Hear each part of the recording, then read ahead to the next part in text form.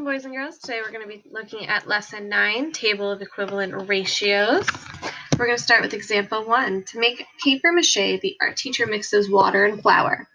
For every 2 cups of water, she needs to mix in 3 cups of flour to make the paste.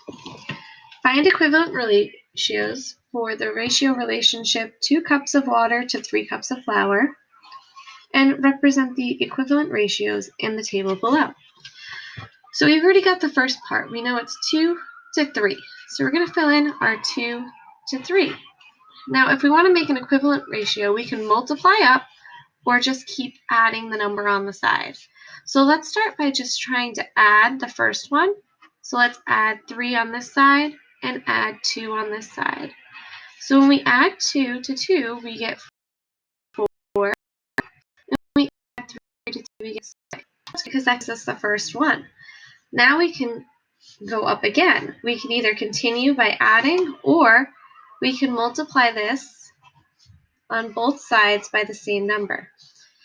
So we could multiply by 3 on both sides, and 2 times 3 gives us 6, and 3 times 3 gives us 9, and that's still an equivalent ratio. For the next one, I'm just going to add 3 and 2 again. So 9 plus 3 gives us 12. And 6 plus 2 gives us 8. So we're still going up by 2's on this side, and by 3's on this side is supposed to be 6. So we're going up by 2's, going up by 3's. For the last one, I'm going to multiply one more time.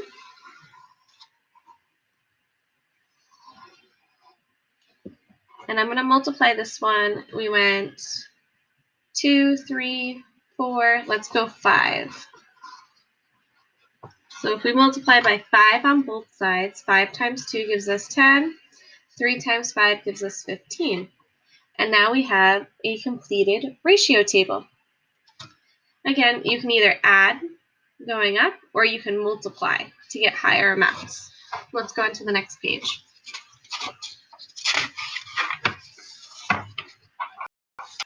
Here is example 2. Javier has a new job designing websites. He is paid at a rate of $700 for every 3 web content that he builds. Create a ratio to show the total amount of money Javier has earned in ratio to the number of pages he built. So he earned $700 for content. So the number of pages is going to be 3, and the total amount earned is going to be 700. Now again, we could just add our way all the way up the table. We can skip count by 3's as we go up, and we can count by 7's as we go up on this side. So 3, 6, 9, 12, 15, 18, 21, and 24. Going across this way, it would be 7, 14, and add 2 zeros, 21, add 2 zeros, 28, add 2 zeros, 32, add 2 zeros, oh, no, sorry, not 32, 35.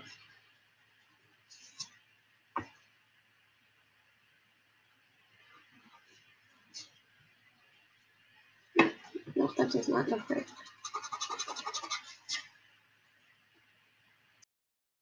3,100. Adding 700 more would give us 4,200. 4,200. Adding 700 more would give us 4,900. And for the last one, it would be 5,400.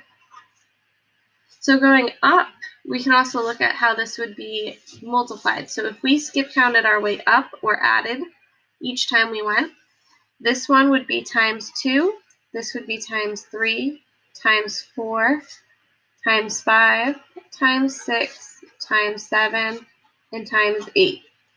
So again, you have the 2 strategies.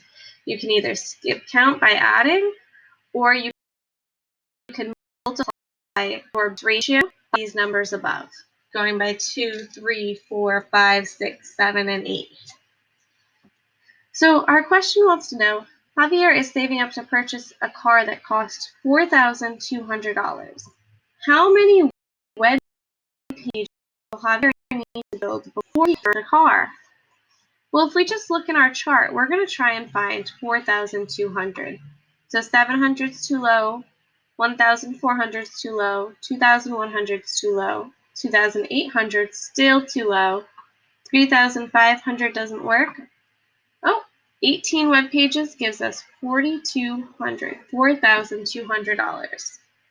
So then we would know Javier will need to build 18 pages of web content in order to pay for a new car.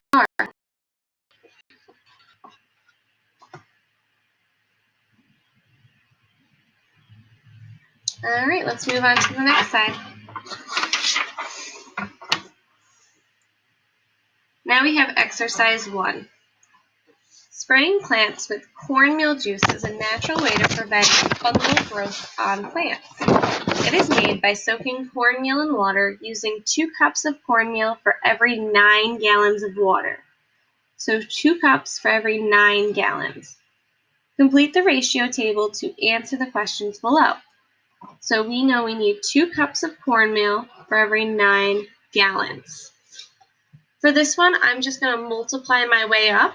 So we're going to do 9 times 2 and 2 times 2, which gives us 4 and 18. Then we're going to go and multiply by 3 on both sides. So 2 times 3 is 6. 9 times 3 is going to give us 27. We're going to go for 4 times 4 times 4.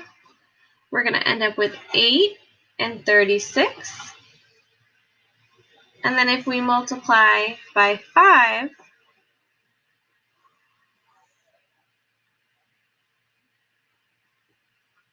we're going to have 10 and 45. So question A is asking how many cups of cornmeal should be added to 45 gallons of water? Well, when we made our graph, we can see that our table right here, we can see 10 cups of cornmeal requires 45 gallons of water, and that's what we're looking for is 45 gallons of water. So 10 cups of cornmeal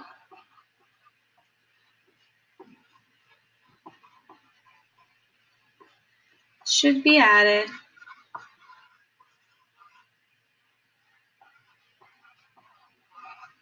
to 45 gallons of water.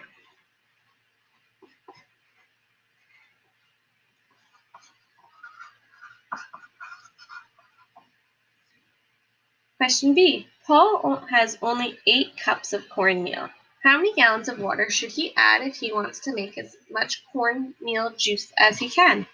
Again, we can just look at our table until we find 8. And when we locate 8, we can look to the side to find the number of gallons, which in this case is 36. So Paul should add 36 gallons of water to make as much cornmeal juice as possible.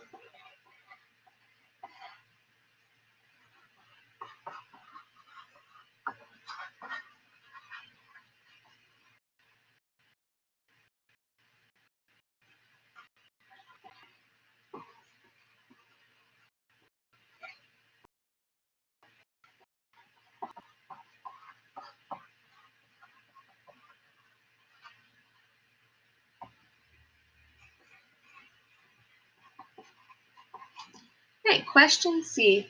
What can you say about the values of the ratios in the table?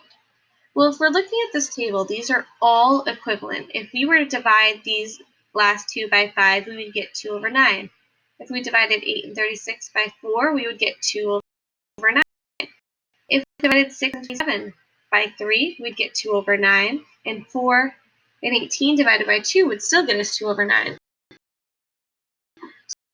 values of the are all equivalent.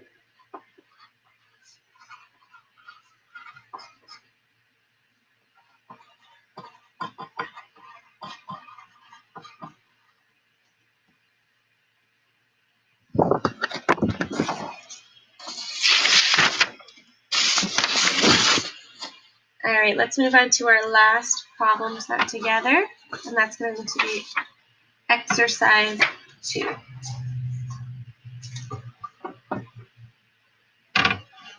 So exercise 2, oops, let me show you the question. James is setting up a fish tank. He is buying a breed of goldfish that typically grows to be 12 inches long. It is recommended that there be 1 gallon of water for every inch of fish length in the tank. What is the recommended ratio of gallons of water per fully grown goldfish? So we're not looking for just the little 1-inch goldfish. We're looking for the whole foot of a goldfish. So it's 1 gallon for every inch, which means we need to do 12 times 1, which gives us 12. So if there's 1 fish in here, we need to have 12 gallons of water because they grow to be 12 inches long. Now let's complete the ratio table. If we go, we're going to count by 1s on this side, and then we're going to count up by 12s on this side. So 1 plus 1 gives us 2, plus 1 gives us 3, plus 1 gives us 4, and plus 1 gives us 5. We're going up this way. We're going to add 12 for each step.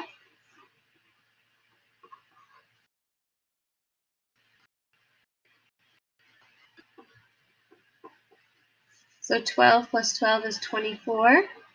24 plus 12 is 36. Plus 12 more is 48. And plus 12 more is 60. So now we can answer some of our questions.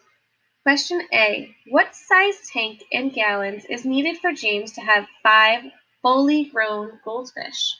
Well, we can just look at our ratio and find the number 5 for fish. 1, 2, 3, 4, 5. And we know it needs 60 gallons of water. So he should buy a 60-gallon tank for 5 fish.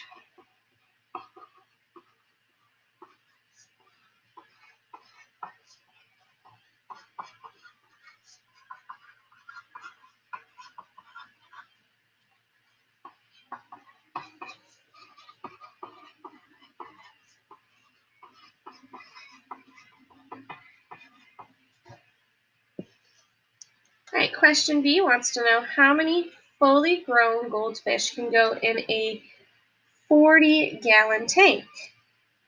So what we're going to do is we're going to look on the side. We cannot go over 40 gallons because our limit is 40. So we're going to see how close to 40 we can get.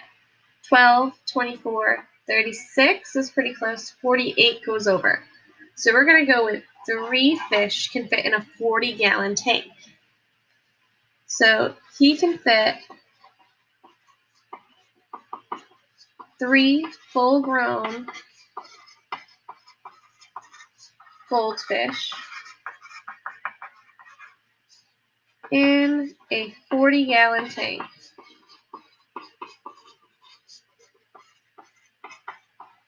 All right, question C. What can you say about the values of the ratios in the tables? Well, again, we can go out by a constant rate on both sides. We did not change the value of the ratio. So the value of the ratios are all equivalent.